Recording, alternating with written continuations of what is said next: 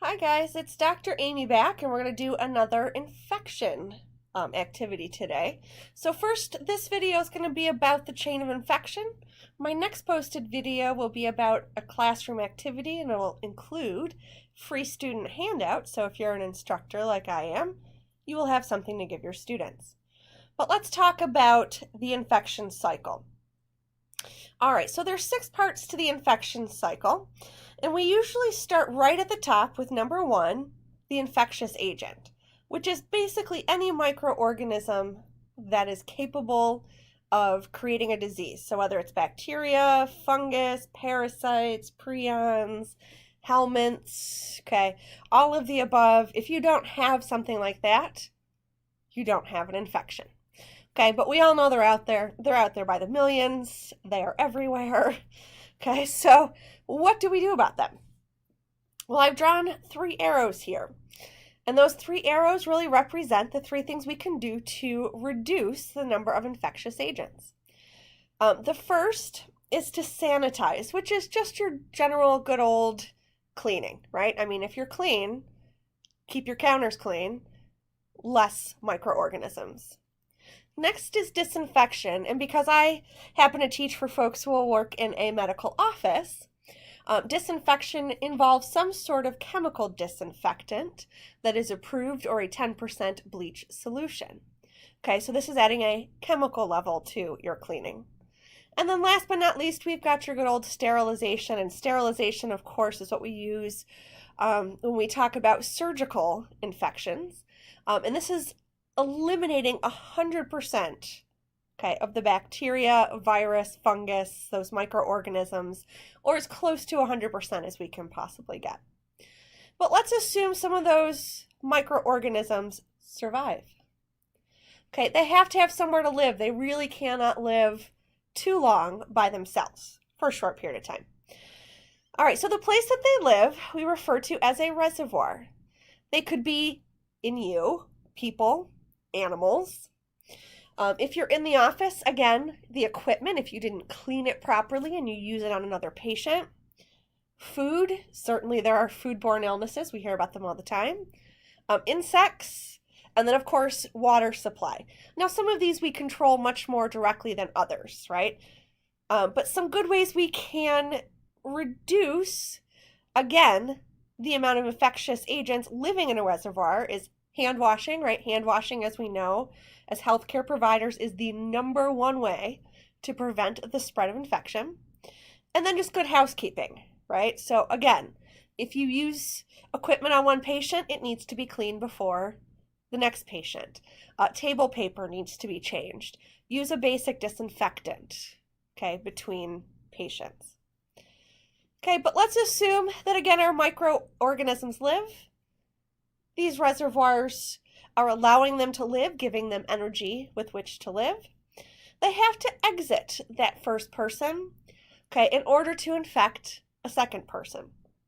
And there's a lot of ways that they can exit, okay, patient 1, we'll call them. All right, so through blood, secretions, excretions, surface of the skin, wounds, okay, anything coming from the patient or coming out of the patient could potentially contain a microorganism.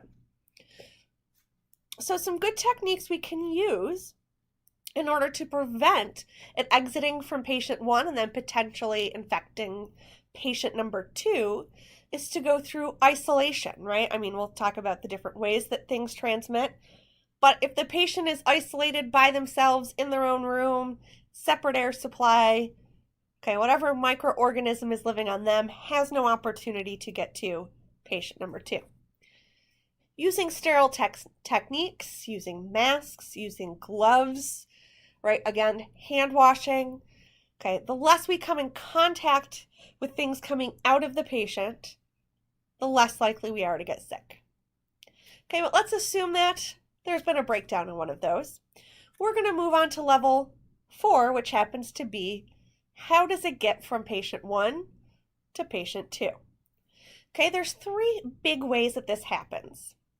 And the first is by contact, whether it's direct, you shake a patient's hand, you touch an open sore, an open wound that has microorganisms, or it's indirect, meaning they touch something in a room, they leave, you come in and touch that same object where the microorganism still resides, okay, you can pick up that object, but you have to directly touch that. So PPE such as gloves, right, gowns, okay, things that cover and protect your skin would help you and save you from contact type transmission.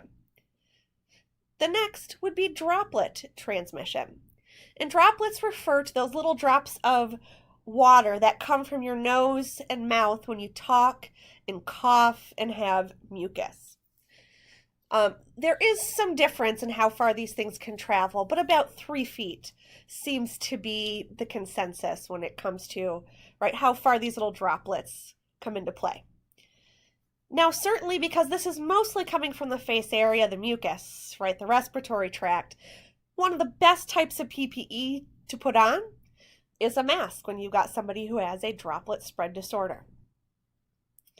All right, and then last but not least, we've got our airborne spread, and these tend to be the trickiest of all because not only are they just out in the world and in the air, they're not carried on those physical droplets, they are physically just, right, being carried through the air at much further distances. All right, so certainly here we would want to put masks on the patient, masks on yourself, and then, right, disinfection, hand washing, and better, right, asepsis techniques. All right, so hopefully we've stopped it cold there, but let's assume we haven't. Okay, so it has exited patient 1. We are now headed into patient 2, but those microorganisms can't get in just anywhere. They have to get in at certain locations, which we refer to as the portals of entry. And portals of entry really are, again, that face sort of area. Okay, mucous membranes, right? So the eyes, the nose, part of the mouth, respiration, digestion, which again starts in the mouth. The other big mechanism by which you leave yourself unprotected is through broken skin. Okay, when skin is intact, it will keep out most microorganisms. You simply shower, wash your hands before eating, and those microorganisms disappear. Okay, however, once the skin is open, we have now got direct entry, okay, into the body. So do think again your good old hand washing, your PPE, so gloves, gowns, mask. And if you know you have open wounds or the patient has open wounds, okay, those should be covered. All right, and last but not least, we are in contact with lots of microorganisms every day, and yet most of us are not sick on a continuous basis. Okay, we really do have to be what we call a susceptible host. Okay, meaning that our immune defenses are down, okay, and that we're able to really not fight off, okay, these microorganisms because the body really is pretty good at fighting off small numbers. At a time, it's when those defenses are down, okay, that we really seem to have a problem. So, of course, intact skin is a biggie. Getting your immunizations, of course, is a big help. Diet, good diet, right? Exercise, reducing stress. Being diabetic puts you at very high risk. Again, any damage to the skin, such as burns, surgery where the skin is open, okay, puts you at higher risk. Okay, and then, of course, age. Very young versus very old certainly has less of an immune system than your average adult, okay, which would make you more susceptible. Okay, so now we've got a microorganism from patient 1 to patient 2.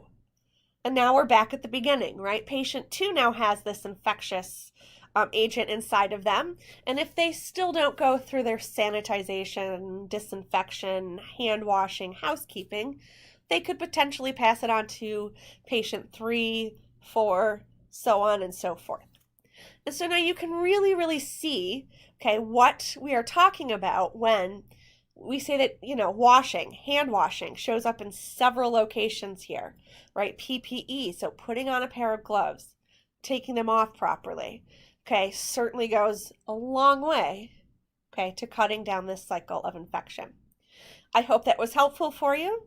Certainly you can ask any questions, okay, in the comments below. Please like, okay, the video. Please subscribe if you're interested in this sort of content. And if you have suggestions for any future videos, certainly let me know in the comments below. Okay, have a great day, guys.